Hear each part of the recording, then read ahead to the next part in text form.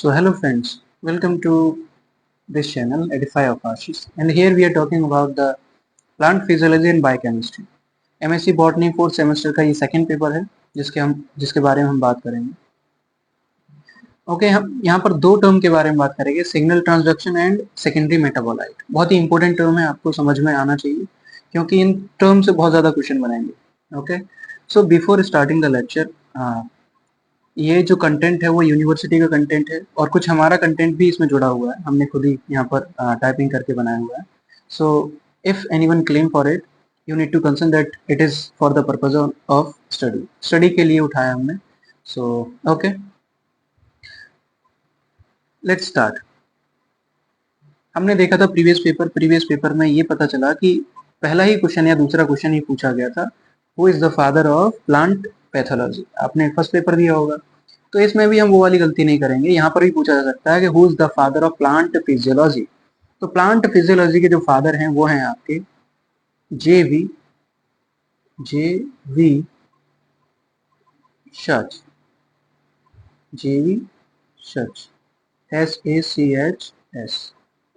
SACHS, ठीक है, लिख लेना. और बात करें इससे पहले जो प्लांट फिजियोलॉजी को स्टडी करा था वो थे आपके स्टीफन हेल्स. कौन से स्टीफन हेल्स? अब बात करी जाती, चलो ठीक है, ये तो आपके बाहर के हुए और ये तो आपके कहने का मतलब है एट द इंटरनेशनल लेवल पर बात करी गई. लेकिन हम बात करना चाह रहे हैं हमारे यहाँ पर भी कोई है, तो हमारे इंडियन पूछा जाए कि इंडियन फिजियोलॉजी, प्लांट फिजियोलॉजी के वो कौन है फादर, तो वो है जेसी बोस. अंग्रेजों के नाम नहीं लिखे जाते हमसे, तो ये अच्छा लिखा गया है. तो जेसी बोस कौन है? इंडियन फिजियोलॉजी के फादर. ओके, सो अब स्टार्ट करते हैं. ये इंपॉर्टेंट था इसलिए. सिग्नल ट्रांसडक्शन, आपको समझ में आ रहा है कि सिग्नल ट्रांसडक्शन का मतलब क्या है. सिग्नल को ट्रांसफर करा जाए, उसको डक्ट किया जाए. कैसे? देखो, ये जो सिग्नल ट्रांसडक्शन है वो यूकैरियोट और प्रोकैरियोट दोनों ही प्रकार की सेल्स में होगा, चाहे वो यूनिसेलुलर हो या मल्टीसेलुलर. ठीक है, कैसे भी ऑर्गेनिज्म हो सकते हैं. क्या होता है कि एक्सटर्नल सिग्नल को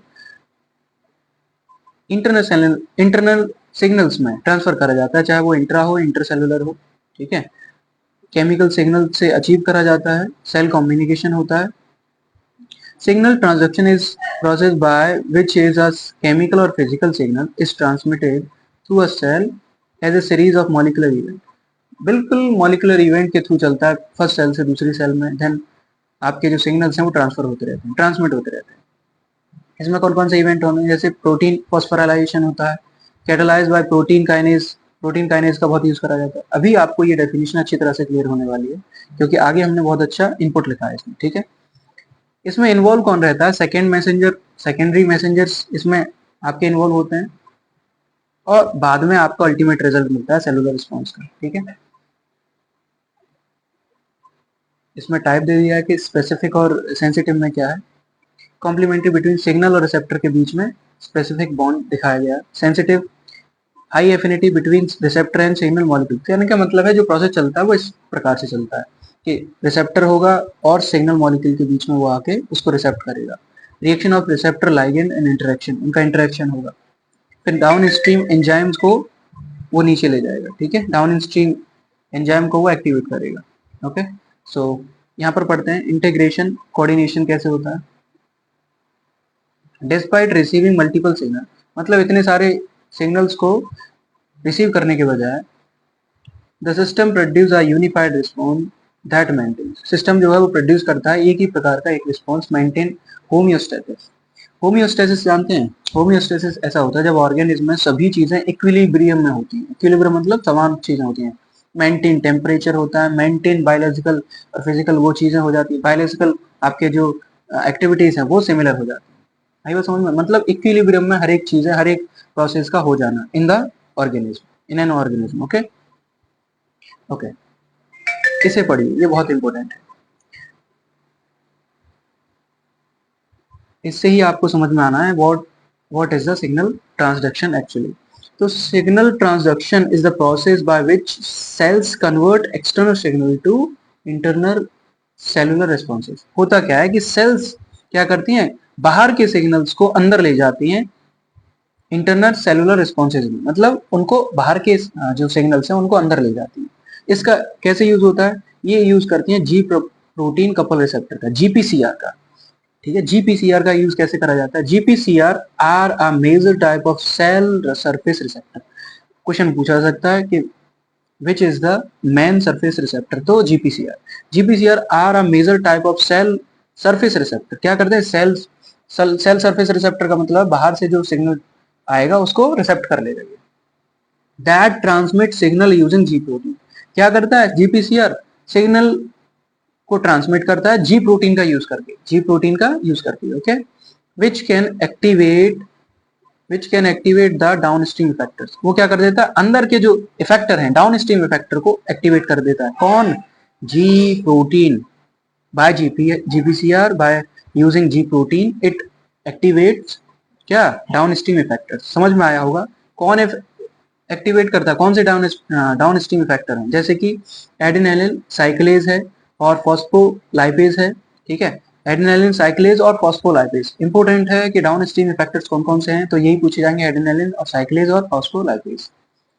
leading to secondary messenger such as. इसके बाद में क्या होता है, ये दोनों डाउनस्ट्रीम इफेक्टर एक्टिवेट हो जाएंगे, नेक्स्ट क्या होगा, ये सेकेंडरी मैसेंजर के पास में जाएंगे। सच एज कौन कौन से, CAMP, IP3। CAMP क्या है, यहाँ पर एडेनोसिन मोनोफॉस्फेट है, IP3 है, एंड डाई एसिल ग्लिसरॉल है।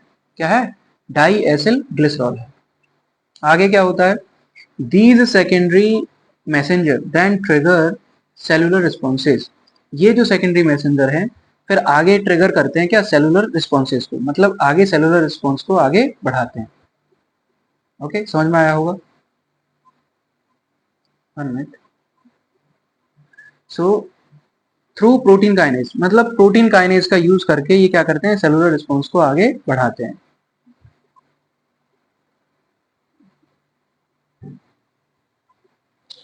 आगे समझिए, साइक्लिक, समझ में आया होगा। These second messenger then trigger cellular responses through protein kinase. Protein kinase का यूज करके ये आगे जाके सेलुलर रिस्पॉन्स को ट्रिगर करते हैं, मतलब सेलुलर रिस्पॉन्स को बनाते हैं। साइक्लिक कौन कौन से हैं, साइक्लिक न्यूक्लियोटाइड्स है, इसमें CAMP है, CGMP है। यहाँ पर CAMP का मतलब समझ रहा है, साइक्लिक एडेनोसिन मोनोफॉस्फेट है, यहाँ पर CGMP का मतलब है cyclic guanosine monophosphate. Okay, and calcium along with calmodulin, बहुत ही इंपॉर्टेंट है। पूछा जा सकता है कि बताइए सेकेंडरी मैसेंजर किसको ट्रिगर करेंगे, सेलुलर रिस्पॉन्स को, तो आपके ये एग्जांपल है, साइक्लिक न्यूक्लियोटाइड्स कौन कौन से, CAMP, CGMP, कैल्शियम विद कॉलमोलिडीन। कॉलमोलिडीन को पूछा जा सकता है क्वेश्चन में। आर की प्लेयर्स इन द पाथवे, ये की प्लेयर्स होते हैं पूरे ही पाथवे में। रेगुलेटिंग वेरियस सेलुलर रिस्पॉन्सेज, बहुत सारे सेलुलर रिस्पॉन्सेज को रेगुलेट करते हैं, मतलब यही काम करते हैं आगे जाके। समझ में आया होगा, नहीं समझ में आया तो एक बार और अच्छी तरह से समझ लेना।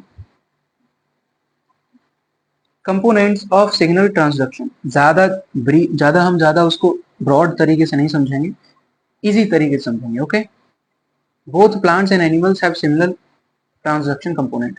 प्लांट्स के पास में, एनिमल के पास में सभी चीजें, कहने का मतलब है जो सिग्नल ट्रांसडक्शन है वो कंपोनेंट सेम ही होते हैं। पहले ही बताया था हमने, यूकैरियोट और प्रोकैरियोट में सेम ही चीजें होती हैं।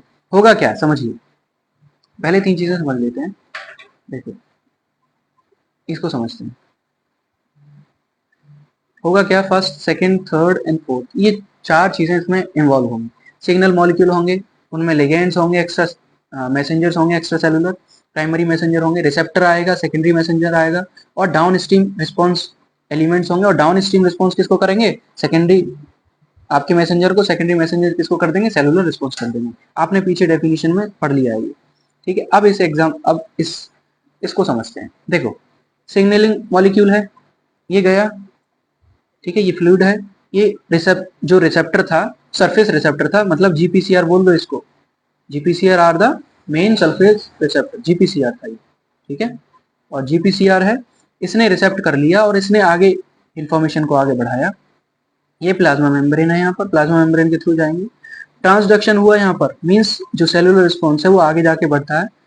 कहाँ पर, यहाँ पर आपका आ जाता है कौन सा, सेकेंडरी मॉलिक्यूल्स आ जाते हैं, सेकेंडरी मैसेंजर्स आते हैं, जो आके साइटोप्लाज्म में जाके रिस्पॉन्स कर देते हैं, जो लास्ट में जाके कौन सा था, CAMP और CGMP, तो ये आके सेलुलर रिस्पॉन्स करते हैं। समझ में आया होगा, बहुत ही इजी सा है, अगर आप डेफिनेशन पढ़ेंगे तो उससे इजीली समझ में आ जाएगा आपको। आप समझिए इसको। सिग्नल ट्रांसडक्शन इन्वॉल्व्स, क्या क्या होता है इसमें, वैसे तो हमने पढ़ लिया है तो हमें हमें नहीं लगता इसको पढ़ना है, तो हम इसको ही समझ लेते हैं। जो आपका डायग्राम है इसको समझते हैं। मेन चीज आपको जो समझना है वो पहली वाली जो हमने दूसरी बार में जो समझाया आपको समझा, वो इम्पोर्टेंट है। सिग्नल परसेप्शन होगा, सिग्नल को लिया जाएगा, एक्स्ट्रा सेलुलर सिग्नल होगा, रिसेप्ट किया जाएगा, वो जुड़ जाएगा एपोप्लास्ट में जाके, ठीक है। और फिर प्लाज्मा मेम्ब्रेन से जाके ये सिग्नल ट्रांसडक्शन मॉलिक्यूल ऐड हो जाएंगे यहाँ पर, जो साइटोसोल में होगा, ठीक है। और ये मेटाबॉलिक जितने एंजाइम हैं, साइटोस्केलेटल प्रोटीन्स हैं, यहाँ पर जाके ट्रांसक्रिप्ट करेंगे। सिग्नल ट्रांसडक्शन हो रहा है इतने में, मतलब सेकेंडरी जो मैसेंजर है वो यहाँ पर इन्वॉल्व हो जाते हैं। इसके बाद में ट्रांसक्रिप्शन जो फैक्टर्स हैं बाद में जाके रिस्पॉन्स कर देते हैं। ये दिखाई देना ना, सेलुलर रिस्पॉन्स हो जाता है यहाँ पर आके, ठीक है। सिमिलर चीजें हैं ऊपर वाली ही। आगे पढ़ते हैं सिग्नल मॉलिक्यूल्स क्या थे। हालांकि हमने पढ़ लिया सिग्नल मॉलिक्यूल्स क्या थे, फिर से समझा देते हैं। Any environment or intercellular input which initiate or one more response in plant cell is referred as a signal. मतलब सिग्नल की तरह वो रिफर करा जाता है। इसमें सिग्नल को रिसेप्टर कैच करते हैं। The signal is perceived bye receptor at the surface, ठीक है। ये पढ़ने वाली कोई बात नहीं है, लेकिन हमने पहले ही बता दिया तो इस पर ज्यादा कंसीडर करने की जरूरत नहीं है। Receptor molecule you know very well, तो छोड़ते हैं इसको, ठीक है। हाँ, इनको समझ लो। Receptor are special sensor proteins located on plasma membrane, it is important point. Plasma membrane, cytoplasm, endo membrane system, ठीक है, और इन न्यूक्लियस। आपका रिसेप्टर जो प्रेजेंट होगा वो सेल सरफेस पर होगा, प्लाज्मा मेम्ब्रेन में होगा, साइटोप्लाज्म में होगा, एंडो मेम्ब्रेन में होगा, एंडो मेम्ब्रेन सिस्टम में होगा, या फिर न्यूक्लियस पर। समझ में आया होगा, है ना। ये क्या करते हैं, आगे जाके एक कंपार्टमेंट से दूसरे कंपार्टमेंट में चले जाते हैं। रिस्पॉन्स कैसे ट्रिगर होते हैं वो हमने बता दिया पीछे, by the using of ji protein कैसे ट्रिगर करा जाता है वो, ठीक है। तो ये पूरा पढ़ने की कोई जरूरत नहीं। आगे पढ़ते हैं।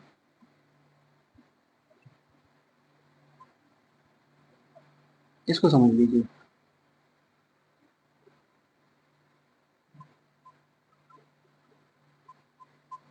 इसको समझते हैं। Special aspect of signal transduction. Special aspect का मतलब है ऐसे पहलू जो चारों तरफ से जुड़े हुए हैं, मतलब एज ए, अब बोले तो बहुत से एरिया को कवर करते हैं। सिग्नल ट्रांसडक्शन के कौन कौन से एरिया होते हैं, देखो। सेल ऑटोनोमस इंट्रासेलुलर रिस्पॉन्सेज होते हैं, जिसमें स्टोमेटल ओपनिंग होती है, क्लोजिंग होती है, मतलब जीपीसीआर प्रेजेंट रहता है, क्लोरोप्लास्ट मूवमेंट होता है। ये आते हैं आपके सेल ऑटोनोमस और इंट्रासेलुलर रिस्पॉन्सेज में, याद रखना। नॉन सेल ऑटोनोमस और ट्रांससेलुलर रिस्पॉन्सेज होते हैं। कौन कौन से, दो प्रकार के हैं ये इसमें। Radial patterning in roots mediated by SHR transcription regulator, मतलब इसका ट्रांसक्रिप्ट करा जाता है। या फिर gravitropic bending of roots mediated by differential oxygen flow. देखो ये आपको इतना ज्यादा पढ़ने की जरूरत नहीं है, आपका आएगा नहीं, ठीक है, इसको छोड़ देते हैं। रूट्स ऑफ सिग्नल परसेप्शन, ठीक है। तो रूट्स का सिग्नल परसेप्शन क्या होता है, neighbouring cells communicate with each other both through. कहने का मतलब क्या है, देखो कैसे ये डिटेक्ट करा जाता है। Neighbouring cells communicate with each other both through, कहने का मतलब एक दूसरे से, वो जो जितनी भी सेल है वो कम्युनिकेट करेंगे। कम्युनिकेट नहीं करेंगे तो वन सेल से दूसरे सेल में सिग्नल कैसे ट्रांसफॉर्म होगा। इसमें दो टाइप है, एपोप्लास्ट और symplast. Apoplast formed by interconnection of cell walls, cell walls के इंटरकनेक्शन से बनने वाला ये एपोप्लास्ट है, ठीक है। Symplast the cell to cell cytoplasmic continuum by plasmodesmata, plasmodesmata के थ्रू जो सेल ट्रांसफॉर्मिंग होगा वो होगा सिम्प्लास्ट में, ठीक है, सेल टू सेल। समझ में आया होगा। Plasma membrane lipophilic signal molecules यहाँ पर होंगे, इथाइलिन और ऑक्सीजन का can cross the plasma membrane. Ethylene oxygen example है इसका, मतलब इससे प्लाज्मा मेम्ब्रेन से गो थ्रू कर सकते हैं। And perceived in the cytoplasm और न्यूक्लियस टू इवोक रिस्पॉन्सेज, और क्या करेंगे, डायरेक्टली परसीव कर लेंगे साइटोप्लाज्म को, जहां से इवोक कर पाएंगे सेलुलर रिस्पॉन्सेज को, ठीक है, न्यूक्लियस को ट्रिगर करके। सेकेंड मैसेंजर आपने पढ़ लिया होगा, लेकिन फिर भी समझा देते हैं इसमें। टाइप्स ऑफ सेकेंडरी मैसेंजर आपके थ्री हैं, हाइड्रोफोबिक, हाइड्रोफिलिक और गैसेस। क्वेश्चन में पूछा जा सकता है, बताइए गैसेस क्या थी। और हाइड्रोफोबिक क्या है, और हाइड्रोफिलिक क्या है। हाइड्रोफोबिक का मतलब समझते हैं, और हाइड्रोफिलिक का, हाइड्रोफिलिक मतलब वाटर से बिल्कुल अटैच्ड हो जाए, हाइड्रोफोबिक मतलब, फोबिक माने फोबिया जो होता है डर वाला, है ना, उससे डर ही रहता है, दूर रहता है वाटर से। तो इसमें आता है हाइड्रोफोबिक में डाइग्लिसरॉल, और इसमें आता है फॉस्फेटाइड लाइनोसाइटोल्स, ठीक है, ये आपके दो आते हैं इसमें, डाइग्लिसरॉल है और आपको फॉस्फेटाइड लाइनोसाइटोल से। हाइड्रोफिलिक में क्या है, CAMP है बता दिया हमने, CGMP है बता दिया हमने, IP3 भी बता दिया, और कैल्शियम भी आता है इसमें, कैल्शियम भी आता है। ठीक है, गैसेज में क्या था, गैसेज में नाइट्रस ऑक्साइड है, हाइड्रोजन सल्फाइड है, और ये कार्बन मोनोऑक्साइड, तीनों याद रखना गैसेज में। ठीक है, इंपॉर्टेंट है इसलिए बता रहे हैं। अब समझ लीजिए इसमें क्या है,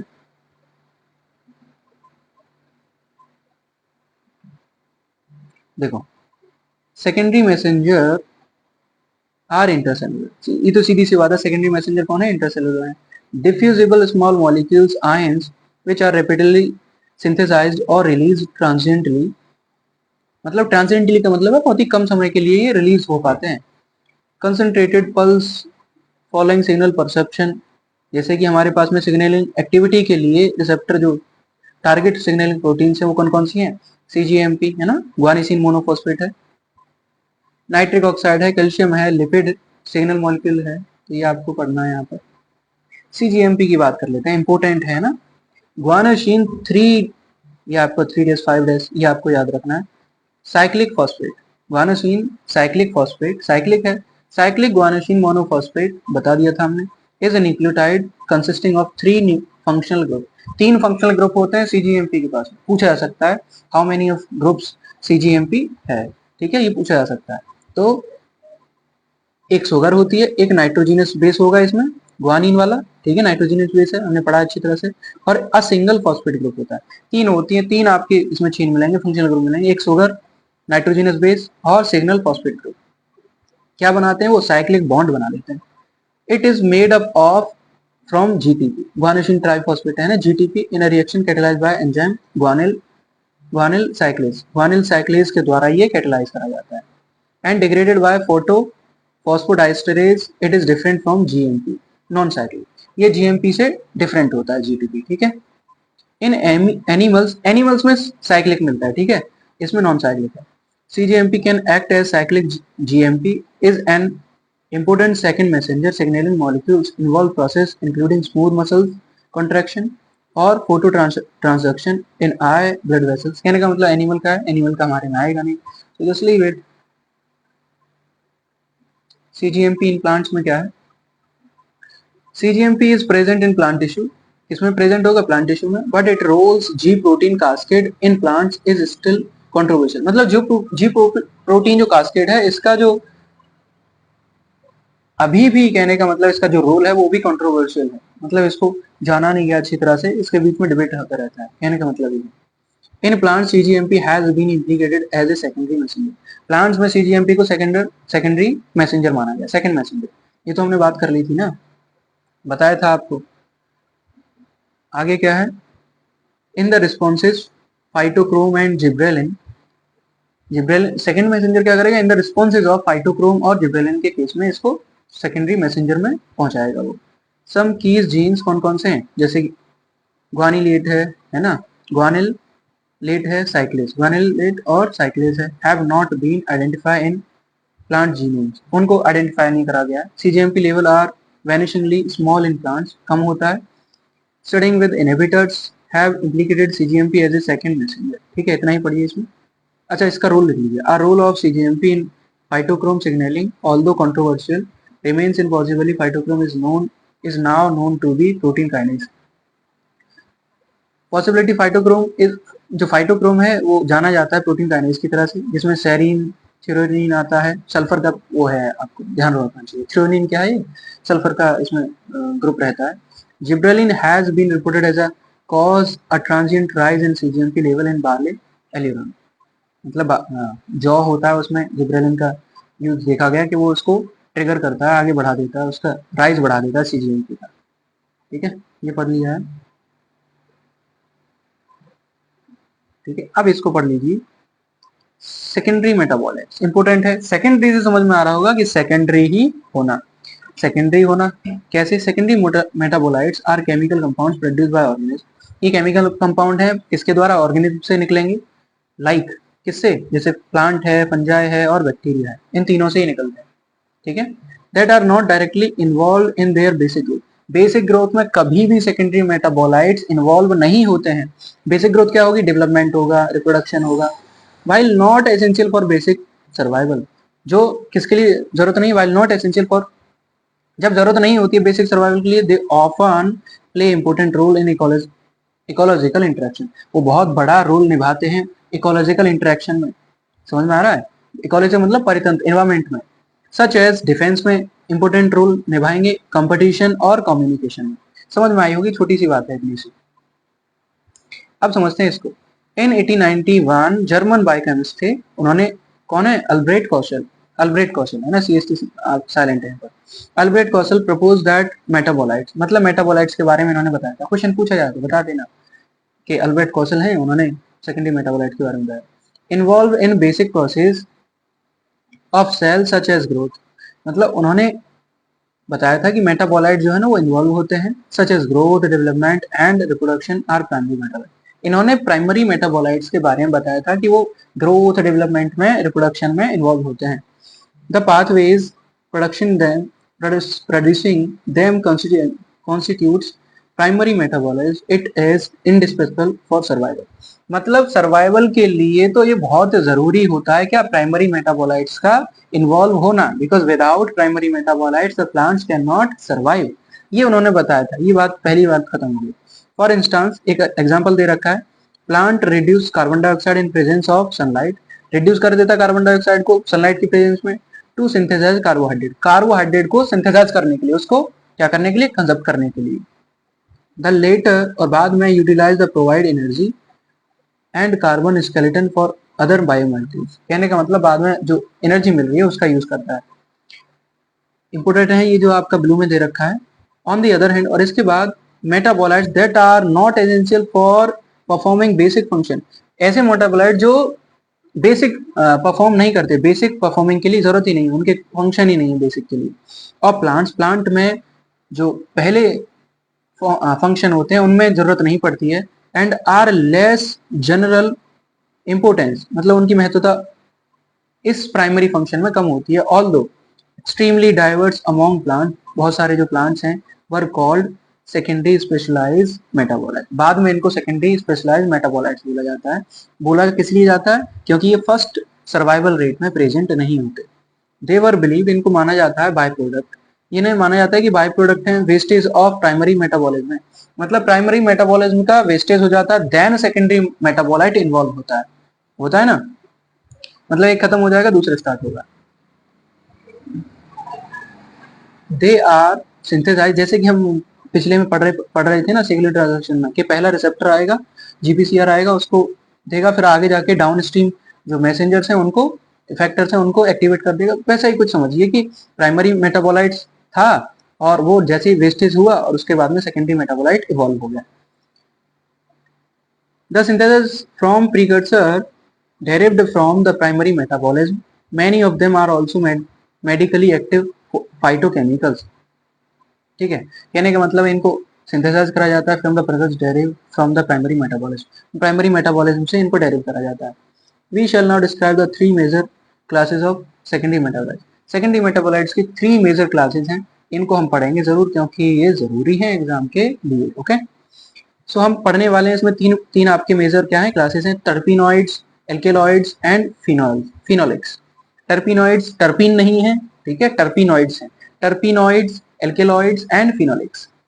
अच्छा, थोड़ा सा इसमें हमने थोड़ा सा इंफॉर्मेशन इनमें ऐड करा है, ठीक है, कि किस लिए जरूरत नहीं होती, बेसिक लाइफ प्रोसेस के लिए सेकेंडरी मेटाबोलाइट्स जरूरत नहीं पड़ती है, ठीक है। ये तो हमने पढ़ लिया, इसको पढ़ने की पूरी जरूरत नहीं है। अच्छा, ये जो है आगे इकोलॉजिक रोल है, इसमें देखते हैं क्या है। Secondary metabolites can have various function in the environment include, बताया था इंटरेक्शन में आता ही है ना। Secondary metabolites can have very, बहुत सारे फंक्शन हो सकते हैं एनवायरनमेंट इंक्लूडिंग में। कैसे? डिफेंस सिस्टम, कंपटीशन, कम्युनिकेशन, ये निभाते हैं। समझ में आया? ये तो हमने बात कर ली है। मतलब अगेंस्ट द एनवायरनमेंट ये क्या करेंगे, ये इमिटेट करेंगे as a defence system, defence system में ये रोल निभाएंगे। कंपटीशन करेंगे, secondary metabolites can inhibit the growth development of other organism, दूसरे ऑर्गेनिज्म का इनहिबिट कर देंगे उसके डेवलपमेंट और ग्रोथ को, ठीक है। कम्युनिकेशन है, सेकेंडरी मेटाबोलाइट लाइक फेरोमोन्स हैं are used to organism to communicate with each other. कहने का मतलब है फेरोमोन्स का यूज करते हैं टू कम्युनिकेट करने के लिए, है ना, फॉर मीटिंग और द अदर सोशल बिहेवियर्स, दूसरे बिहेवियर के लिए भी ये कम्युनिकेशन यूज करते हैं। एग्जाम्पल की बात बोलें तो प्लांट्स क्या करेंगे, प्लांट्स में जो एल्कलॉइड्स हैं लाइक कैफीन, निकोटीन, ठीक है, इंपॉर्टेंट है। टर्पीन्स की बात करें तो लिमोनिन एंड मर्सिन, पूछा जा सकता है टर्पीन्स कौन सी, तो लिमोनिन एंड मर्सिन, मायरसिन, ठीक है। फिनोलिक कौन कौन से हैं, फ्लेविनॉइड्स एंड टैनिन्स, आगे पढ़ेंगे इनको, डोंट वरी, फ्लेविनॉइड्स एंड टैनिन्स, लेकिन यहीं पर थोड़ा सा याद कर लो कि प्लांट्स में ये है। फंजाई में जो कवक है, एंटीबायोटिक्स, फंजाई से क्या निकाला जाएगा, एंटीबायोटिक्स लाइक पेनिसिलिन है, पेनिसिलिन से निकाला जाता है, और ग्राइजोफिल्विन है, ठीक है, ग्राइजोफिल्विन, पेनिसिलिन और ग्राइजोफिल्विन। एंड पिगमेंट्स हैं लाइक मेलानिन, मेलानिन तो हमारे अंदर भी होता है, okay, oh that's not be so. Antibiotics, ठीक है, बैक्टीरिया में जैसे कि स्ट्रेप्टोमाइसिन है और टेट्रासाइक्लिन, स्ट्रेप्टोमाइसिन और टेट्रासाइक्लिन याद रखना, बैक्टीरिया में कुछ और मत लगा देना ऑप्शन में। अब पढ़ लेते हैं हम एल्केलॉइड्स के बारे में। देखो, first alkaloid to be isolated and crystallised by was morphine, मतलब पहला एल्केलॉइड मॉर्फिन निकाला गया था, कहां से, ओपियम पॉपी से, इसको बोलते हैं हम पेपेवर सोमनीफेरम। ओपियम पॉपी देखा है ना, ओपियम पॉपी आपका जो ड्रग तरीका होता है, कहने का मतलब आपने भांग वगैरह देखा होगा तो ओपियम में ही आता है, ठीक है, पॉपी जिसे बोलते हैं। एल्केलॉइड्स, हेम्प भी बोलते हैं इसको, HEMP, हेम्प, कैनाबिस से रिलेटेड पूरा इसका वो होता है। तो पेपेवर सोमनीफेरम इसका वो होता है। देखो, alkaloids are a diverse group of nitrogen containing secondary metabolite, ध्यान रखना एल्केलॉइड कौन है, नाइट्रोजन कंटेनिंग सेकेंडरी मेटाबोलाइट है, नाइट्रोजन इनमें प्रेजेंट होता है, क्वेश्चन में पूछा जा सकता है। Generally as a part of heterocyclic ring variable structure, they are also defined as compound derived from amino acid, इनको डिफाइन करा जाता है कि ये एमिनो एसिड्स भी हैं और nitrogen containing base, nitrogen containing base भी है। अब नाइट्रोजन है तो बेस तो होगा ही। Having pharmacological activities, most of them true alkaloid, उनमें से कुछ कैसे होते हैं, ट्रू एल्कलॉइड्स भी बोले जाते हैं। Synthesise from handful of amino acid, कुछ एमिनो एसिड से जिनको निकाला जाता है। Primary aromatic, tyrosine, tryptophan and phenylalanine, याद रखना एल्कलॉइड कौन कौन से, tyrosine, tryptophan and phenylalanine, colour नहीं करा, ओके, ठीक है। And positively charged amino acid, positively charge कौन से, अर्जिनाइन है, ऑर्निथीन है, नॉन प्रोटीन लाइसिन है, नॉन प्रोटीन है लाइसिन, ऑर्निथाइन कौन सा है, नॉन प्रोटीन, प्रोटीन नहीं होती। Those alkaloids which are not derived from amino acid without a heterocyclic ring, जिनमें heterocyclic ring नहीं होती है, such as कौन कौन से हैं, ध्यान रखना, बहुत ही इंपॉर्टेंट टर्म आया, टर्पीन्स की बात हम कर रहे थे उधर, यहाँ पर जिनमें हेट्रोसाइक्लिक रिंग हो, विदाउट हेट्रोसाइक्लिक रिंग मतलब जिनमें हेट्रोसाइक्लिक रिंग नहीं होती है, वो है terpenoids, alkaloids, terpenoid, alkaloid, actinidine are grouped as a pseudo alkaloid, इन्हें सूडो एल्केलॉइड्स बोला जाता है, मतलब ये सूडो माने फॉल्स, जो एल्केलॉइड है नहीं, बस माना जाता है। जैसे सूडोपोडिया होता था किसमें, अमीबा में, देखा है ना आपको, तो वो ऐसे ही कुछ है term. Between the two extremes are proto alkaloid, इसके बीच में two extreme protoalkaloids that are derived from amino acid but lack a heterocyclic ring, जैसे प्रोटो एल्केलॉइड है उनमें हेट्रोसाइक्लिक रिंग नहीं होती है, कम होती है, मतलब लैक दे रखा है तो बहुत ही कम। The name alkaloids is derived from Arabic word है alkali for alkaline salts, originally isolated from ashes of plant material, plant materials की एसिड से निकाला जाता है, जब वो डेथ एंड डिके कंडीशन में होते हैं उनसे ये आइसोलेट करा जाता है। मोस्ट एल्कलॉइड्स आर एल्कलाइन, ज्यादातर एल्कलॉइड्स कौन होते हैं, एल्कलाइन होते हैं, मतलब नाइट्रोजन बेसिस उसमें होते हैं। बिटर टेस्टिंग, तीखे होंगे, बिटर होंगे, कड़वे होंगे, ठीक है। Sparingly soluble in water, water में सॉल्युबल हो जाएंगे। ऑर्गेनिक सॉल्वेंट होंगे, ऑर्गेनिक सॉल्वेंट में सॉल्युबल हो जाएंगे। द नेम्स और alkaloids in the INE, for example morphine, morphine में INE आयनी होता है। द फर्स्ट एल्कलॉइड, ये तो हमने बता दिया ना, ओके इसको हटाते हैं। In plants alkaloids perform a variety of roles. Role समझ लिए, वर्क क्या है, फंक्शन क्या है। फीडिंग, डिटरेंट, मतलब क्या करते हैं, डिटरेंट को खाते हैं।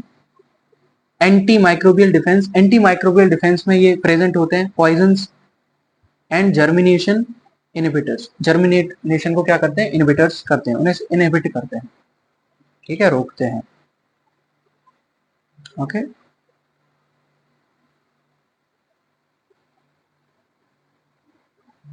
फिनोलिक की बात कर लेते हैं। फिनोलिक आई थिंक अभी पढ़ते हैं। देखो phenolic, phenolics are characterised by presence of at least aromatic ring. आगे ना बात समझना है, सभी का टर्म बहुत ही इजी है, आपको समझना है कि फिनोलिक्स में क्या है, एरोमेटिक रिंग। वहां पर क्या था, एल्कलॉइड्स में नाइट्रोजिनस बेस था, हेट्रोसाइक्लिक रिंग थी और नॉन हेट्रोसाइक्लिक रिंग भी थी, ठीक है, दोनों ही चीजें समझनी है। C6 कार्बन 6 यहाँ पर प्रेजेंट होगा, फिनोल है तो फिनोल तो होगा, रिंग बनेगी, जरूर बनेगी, ठीक है, विद वन और मोर हाइड्रोक्सिल ग्रुप। इसमें वन और मोर हाइड्रोक्सिल ग्रुप हो जाते हैं। आपने पढ़ा है ना, फिनोल क्या हो जाता है, फिनोल C6H5OH होता है आई थिंक। तो हाइड्रोक्सिल ग्रुप इसमें प्रेजेंट होता है, हाइड्रोक्सिल ग्रुप माने OH प्रेजेंट होगा। Okay, in general they are relatively more soluble in water. अगर सामान्यतः बोलें तो ये ज्यादातर वाटर में आराम से सॉल्युबल होते हैं, एक्सेप्ट पॉलीमर्स, लेकिन पॉलीमर्स के अलावा, बहुलक के अलावा, पॉलीमर्स जैसे कि थाइलिन है, ठीक है, पॉलीथीन है, पॉलीथीन है ना, देन अदर सेकेंडरी मेटाबोलाइट्स, मतलब दूसरे सेकेंडरी मेटाबोलाइट्स के अलावा ये जल्दी सॉल्युबल होते हैं। Phenolics are present in most plants, lower plants like liverworts, mosses, ferns and angiosperm. कहने का मतलब है बहुत सारे प्लांट्स में ये प्रेजेंट होते हैं, जैसे कि लोअर प्लांट्स हैं, जैसे कि लिवरवर्ट्स हैं, मॉसेस हैं, फ्यूनेरिया है, फर्न्स है, एंजियोस्पर्म्स हैं, ठीक है, एंड मैनी माइक्रो ऑर्गेनिज्म, और बहुत सारे जो सूक्ष्म जीव हैं उनमें भी ये प्रेजेंट होते हैं। Made from products, phenyl propanoid से बने होते हैं, कार्बन बॉन्ड तो इसमें होगा, C6 तो होगा ही होगा, ठीक है, पाथवे में प्रेजेंट होते हैं। अनदर पाथवे होता है for synthesis of some plants phenolics as the malonic acid और एसीटेट पाथवे। मतलब एक पाथवे ये है आपका C6C3 वाला, और एसीटेट पाथवे, दो पाथवे इसमें प्रेजेंट हुआ है। It provide the ring B of flavonoids. Basically phenolic synthesis can be divided into two major stages. मतलब phenolic synthesis को दो मेजर स्टेज में बदल दिया जाता है, लेकिन उसको नहीं पढ़ेंगे हम। The most abundant phenolic group include simple phenolics, कैसे, सिंपल फेनाइल प्रोपेनॉइड है, ठीक है, फेमेरिन्स है, बेंजोइक एसिड है, बेंजोइक एसिड के डेरिवेटिव जितने होंगे, ठीक है, बेंजीन वाले जितने भी आ जाते हैं इसमें फिनोल ग्रुप होना चाहिए, कहने का मतलब ये है, ठीक है। इंडोल है तो उसमें भी आ जाता है, OH ग्रुप होता है, तो कहने का मतलब है ये जिसमें OH ग्रुप होगा वो सभी आपके फिनोलिक्स में आएंगे। फ्लेविनॉइड्स है, लिग्निन है एंड टैनिन है। लिग्निन क्या करता है, हार्डनेस देता है। डिफेंस इनका वर्क क्या है समझ लीजिए, फंक्शन क्या है, फंक्शन में क्या है, पैथोजेंस, पैथोजेंस के अगेंस्ट प्रेजेंट होंगे, हर्बीवोर डिटरेंट होंगे, जितने भी हर्बीवोर होंगे उनके अपोजिट, और अट्रैक्ट पॉलिनर्स, जो पॉलिनेटर्स हैं उनको अट्रैक्ट करेंगे, ठीक है, सिंपल सी बात है, फंक्शन बहुत ही ईजी है इनका। दूसरा पढ़ते हैं,